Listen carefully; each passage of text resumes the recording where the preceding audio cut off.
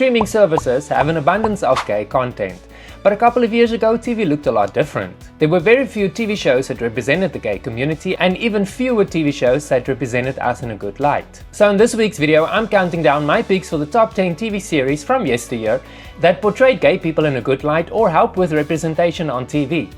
I'll only be looking at TV shows that made an appearance before 2010. So let's head over towards the rainbow and follow the yellow brick road.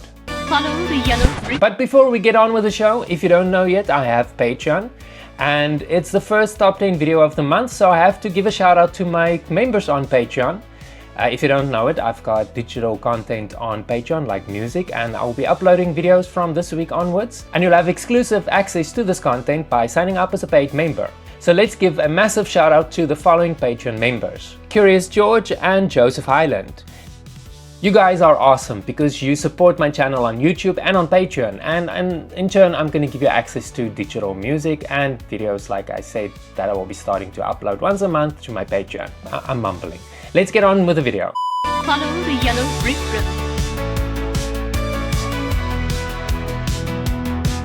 road. Lair was an American gay-themed vampire TV series that aired between 2007 and 2009. It followed the story of Damien, a gay vampire club owner who believes that a journalist named Tom is his reincarnated lover. It obviously follows other storylines as well. You really miss him. Of course I miss him. What's he been up to? Nothing much. The series was originally conceived as a spin-off of Dante's Cove, and the original working title was Dante's Lair, which was thankfully shortened to simply just The Lair. The cast consisted mostly of gay actors who have worked in the adult entertainment industry, with the exception of Evan Stone, who was the only straight actor. Reviews for The Lair was largely negative, but you have to applaud the fact that somebody tried to make a TV series about gay vampires. This is obviously long before the Interview with a Vampire TV series.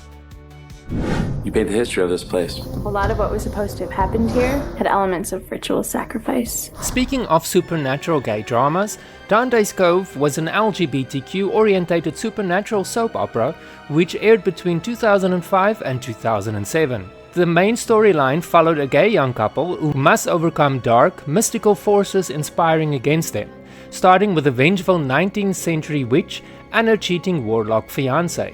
I know, it sounds complicated. But I live in this little make-believe world where two guys can actually really care about each other. Critics called the series campy, gothic, mysterious, but also silly in some aspects. But despite the mixed reviews, it was one of the earliest soap operas to feature predominantly gay storylines. Gods of the 80s, we'll never forget those beats. Those iconic songs made us dance in the streets. Madonna, Prince, and Michael's Ring. Their music was magic, magic, magic that still remains.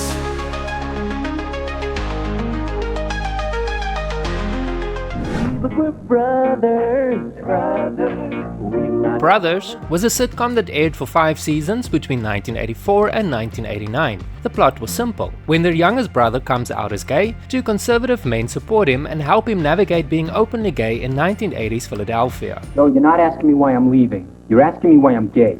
The premise of the show was about brothers Joe and Lou coming to terms with the younger brother Cliff's long-held secret of his true sexual orientation, while both coping in their own unique way. Want a cup? Oh no, I made it for you and Cliff. Makes me jumpy. Originally, the plot of Brothers was permeated with exclusively gay themes, like featuring Cliff and his gay best friend Donald's dating life.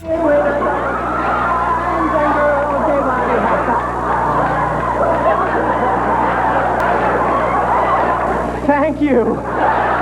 But as the show progressed, so did the themes. Throughout its run, Brothers avoid relying on stereotypes, both positive and negative. And if they appeared, they were not overemphasized at the expense of comedy. He went to get some ice. He'll be right back. We're having a little party. Can I offer you a drink? The Corner Bar was barely a blip on the radar when it comes to sitcoms.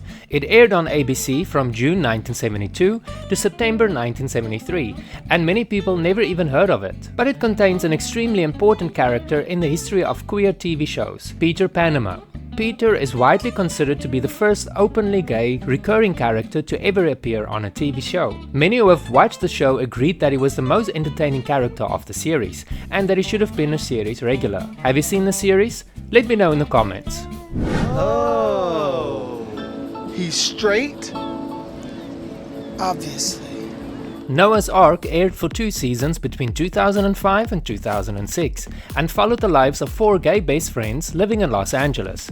Not very groundbreaking, yes, but it is considered groundbreaking in the fact that it was the first scripted television series to center on a group of gay black men. It's kind of late, huh? Yeah, I guess I should be getting home. Originally, the title of the series was Hot Chocolate, but thankfully the creators went with something a little bit better. And if you're wondering, Noah doesn't have an arc. Arc is an acronym for his best friends, Alex, Ricky, and Chance. One of my ex-girlfriends left those CDs here. Feel free to take one. Oh. The show dealt with serious issues, including coping with an HIV-positive diagnosis while keeping the storylines relatable to the times. The show received generally good reviews, but unfortunately it wasn't renewed for the 3rd season.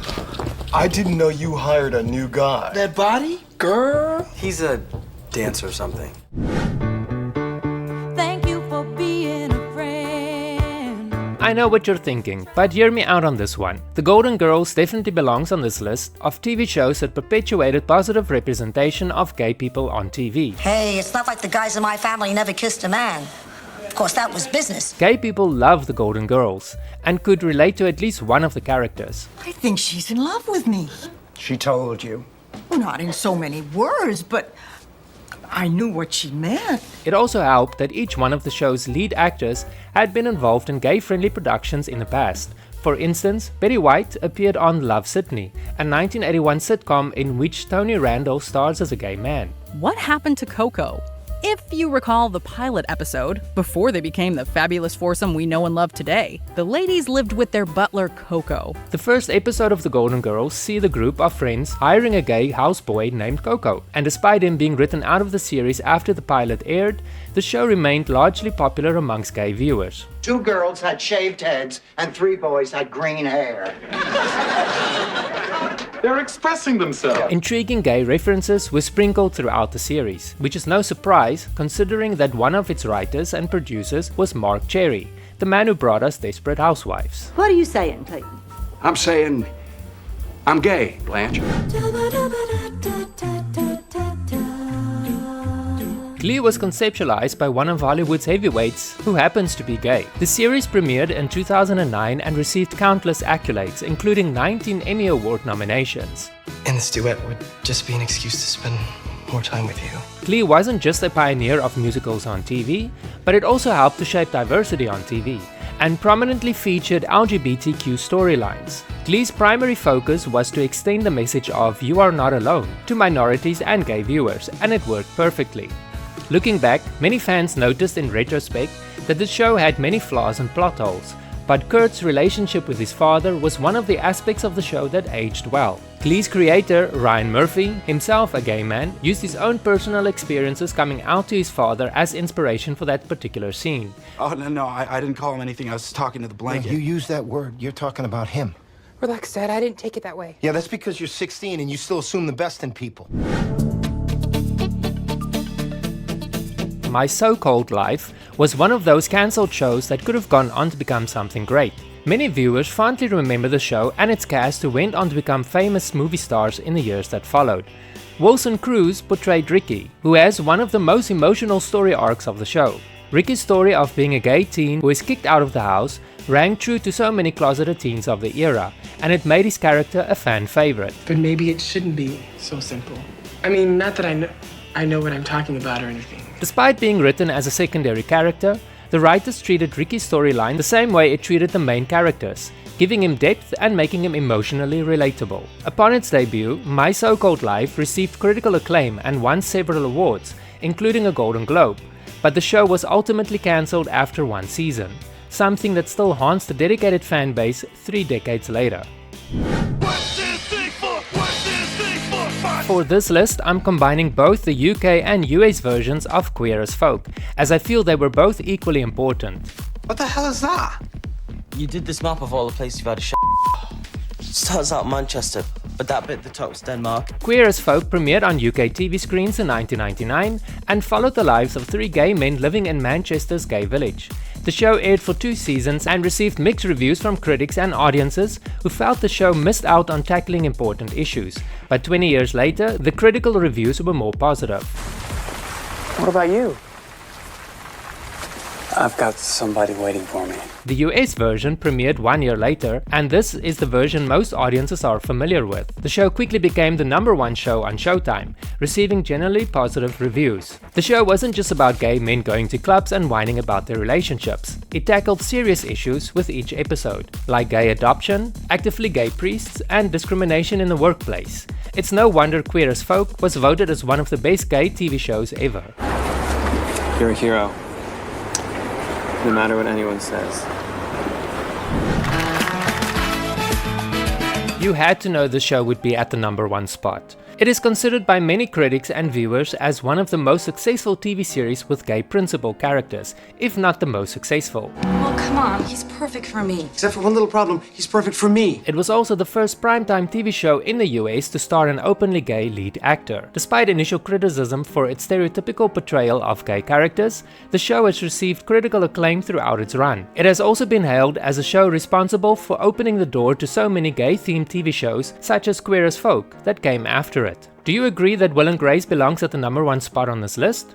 Did I miss a TV show that you feel should have been included on this list? Let me know in the comments. Thank you so much for watching this video. If you enjoyed it, why not try another top 10 video by clicking on this link, or you can check out some of the other great videos on my channel by starting with this video over here. Remember to click like and subscribe if you like this video. It does help with the algorithm. That way other viewers like yourself will discover my videos more easily on YouTube. See you in the next video.